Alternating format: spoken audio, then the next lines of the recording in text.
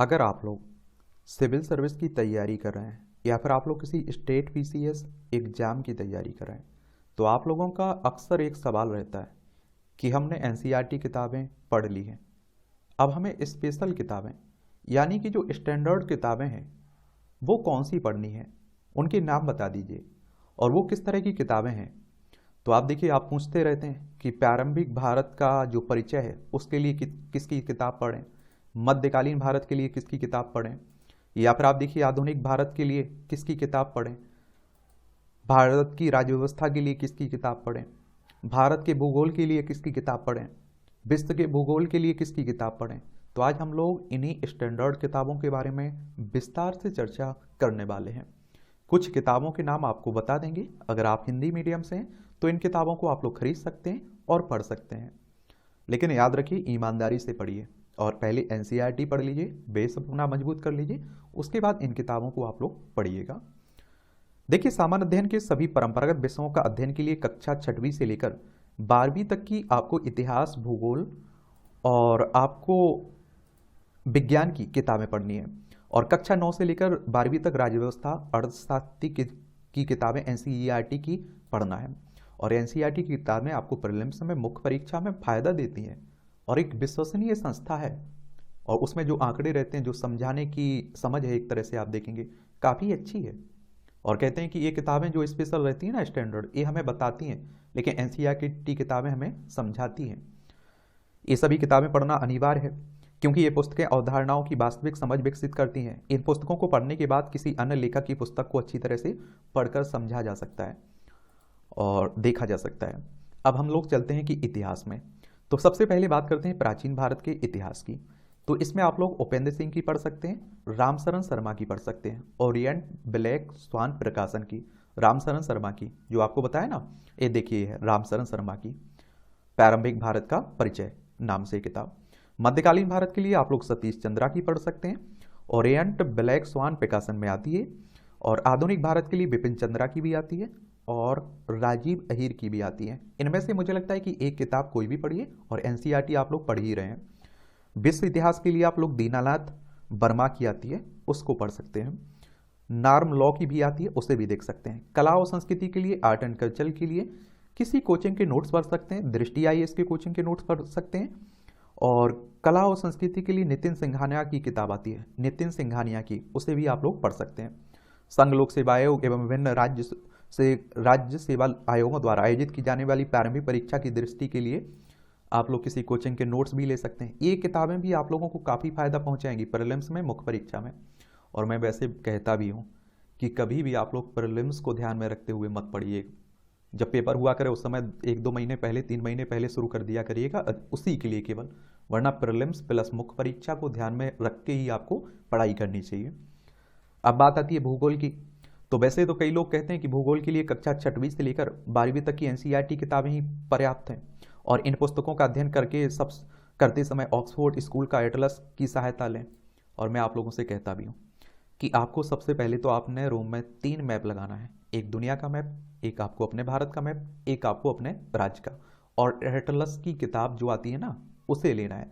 किसी जगह के बारे में पढ़ते हैं, किसी और स्थान के बारे में पढ़ते हैं, आप तुरंत जाएं मैप पर, आप देखें, एटलस का उपयोग करना सीखें, तो ये काफ़ी आपको मदद पर पहुंचाएंगे। लेकिन एक और सवाल आता है कि भूगोल के लिए किसी स्टैंडर्ड किताब का नाम बता दीजिए।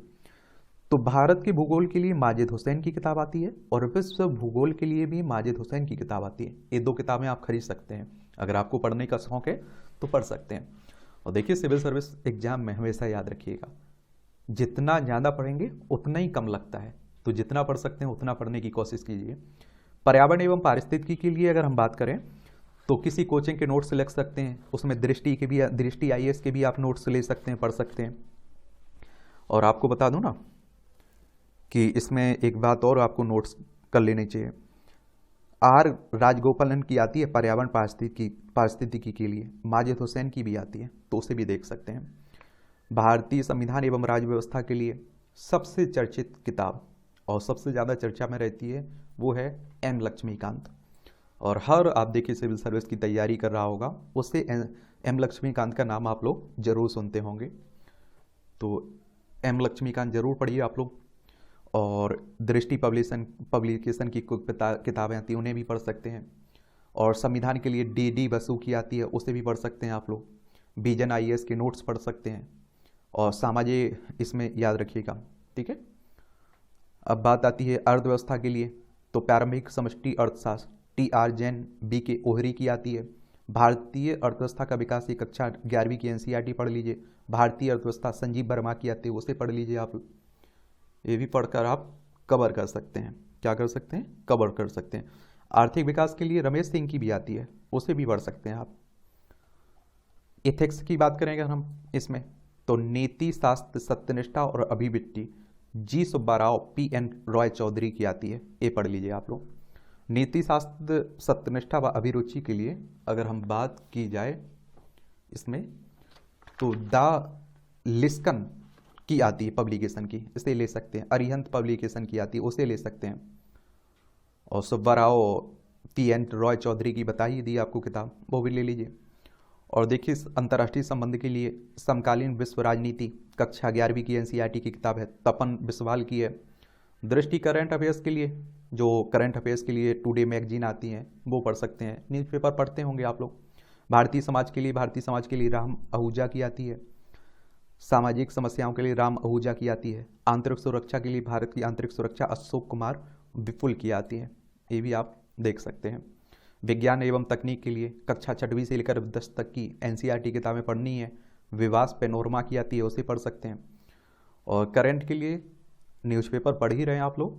किसी एक कोचिंग की आप लोग, जो साल की आती है ना पूरे, हर मंथली में आप देखते हैं कि ये मैगजीन निकलती है, उसे ले सकते हैं। और उस जगह क्या रहता है कि कोई भी टॉपिक चर्चा में रहता है तो उसका पूरा ऐतिहासिक बैकग्राउंड, क्यों चर्चा में है, उससे जुड़े हुए सभी पॉइंट एक जगह आपको मिल जाते हैं। तो किसी कोचिंग के नोट्स आप लोग या मैगजीन ले सकते हैं अच्छे से। यहाँ ये किताबें हो गई। अब मैं आपको कुछ बताता हूँ, अब पेपर के हिसाब से बताता हूँ। प्रीलिम्स में यही किताबें आपको फ़ायदा पहुँचाती हैं, लेकिन मुख्य परीक्षा के हिसाब से मैं बताता हूँ। सबसे पहले आप देखते हैं कि निबंध की बात करते हैं। आप सभी जानते हैं कि सिविल सर्विस एग्जाम में आपका 250 नंबर का निबंध होता है। 2 निबंध लिखने होते हैं, आपको 3 घंटे का समय मिलता है। तो निबंध के लिए दृष्टि IAS की किताब आती है और निशांत सर की एक किताब आती है, उसे आप लोग पढ़िएगा। और जितने अधिक प्रैक्टिस कर सकें उतना प्रैक्टिस करिए, निबंध लिखा करिएगा। टॉपर्स की कॉपियाँ देखिएगा, क्योंकि आप सभी जानते हैं कि निबंध का कोई अलग से सिलेबस नहीं है।